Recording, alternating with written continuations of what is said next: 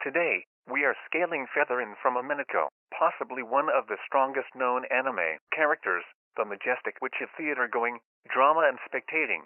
Featherine, Augustus Aurora, is one of the strongest entities in the verse.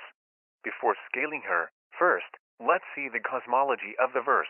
Beatrice's world is a higher dimensional construct consisting of a plethora of pocket worlds, dimensions and parallel universes, each with their own endless possibilities, as well as a higher layer from which worlds of infinite complexity appear, no more impressive than a simple game board or a three-dimensional object in the visage of a fragment.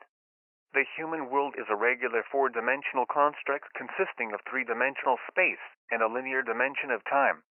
Supernatural world where various supernatural entities reside. The lowest plane is the world of spirits, a transitional reality that transcends the human world, existing beyond even this. However, is the spirit world, resulting in at least five-dimensional space, likely on the same plane as heaven and various underworlds, and each of these worlds have their own time and non-linear time. This world could be scaled up to 7D, the reverse side of the board, a transcendental void beyond lower world concepts of space and time. It exists beyond time and place of the board, making it an 8-dimensional plane. It could even be scaled as 9th-dimensional. Endless undefined possibilities. Beatrice's cat box is noted to consist of endless possibilities that are explicitly stated to exist on a higher plane than the lower worlds.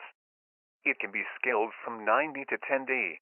This is transcended by the sea of fragments, a universe of the first higher layer in which higher dimensional fragments of the human worlds reside. It is a lower dimensional aspect to the true sea of fragments through which Voyager witches tread, where no set dimensional boundaries exist, but is the background of the infinite hierarchy of the world of witches. Possibly, it could be scaled as 10th to 11th dimensional.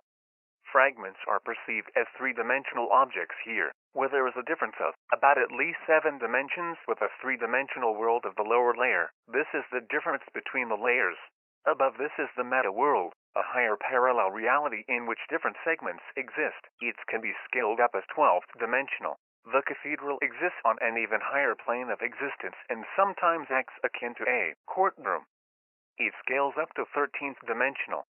The highest plane of existence on Beatrice's game board is the Golden Land, a nigh impenetrable universe where Beatrice reigns. When almost the entire cat box was consumed, it alone existed in a tale in which it was regarded to exist on a higher floor. Can be scaled as 14th dimensional.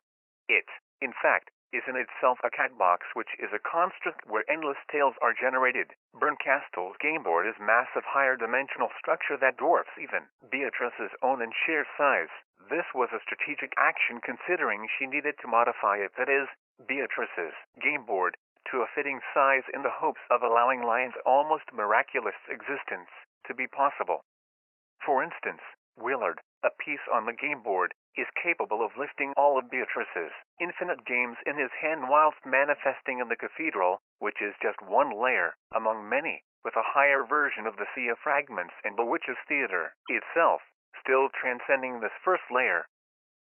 Heaven likely exists on the same plane of existence as Willard, an entity said to exist on a higher plane than the main cast, is able to travel to and from this world freely via this sea of fragments. Lambda Delta and Berncastle were located on the highest level whilst simultaneously transcending it, at least in Berncastle's case.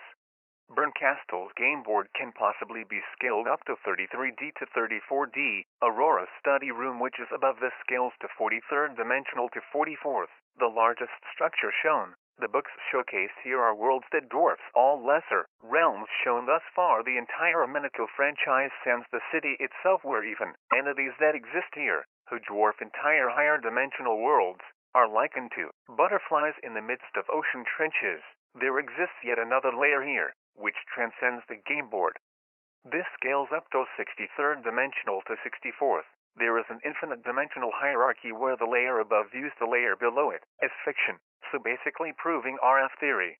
When erased, destroyed, or conceptually denied, the essence of the discarded pieces of the higher layers are scattered to this area beyond the infinite dimensional hierarchy the sea encompasses, where there is no concept of life, death, or dimensions, vanishing from the game board entirely and disappearing This plane is called the Sea of Oblivion and Amp. Even the weakest entities present here are capable of withstanding existence erasure and can come back from the state of nothingness as long as they can imagine a body, maintain, or regain their will and emotions. Though she no longer exists in the realm of the Creator, she still exists in an even higher world than the endless hierarchy of the world of witches to which she perceives as a simple game board. This is the world of Featherine. Not only does this realm consist of several layers, but even the lowest of these realms are qualitatively transcendent to that of the infinite dimensional world of witches. The Creator transcends all of this and will reabsorb any entity that surpasses the highest boundary. An unknown number of gods reside here, who are free from all dimensional constraints, compared to that of those who reside in the world of witches.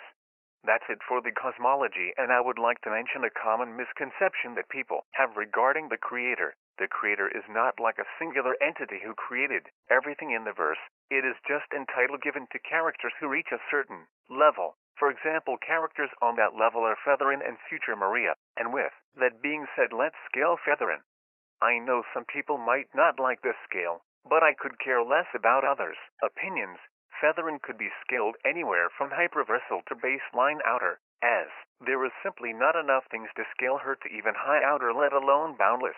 The infinite dimensional hierarchy isn't that impressive in conceptual transcendence, and some statements are the only reason why she could even reach outer.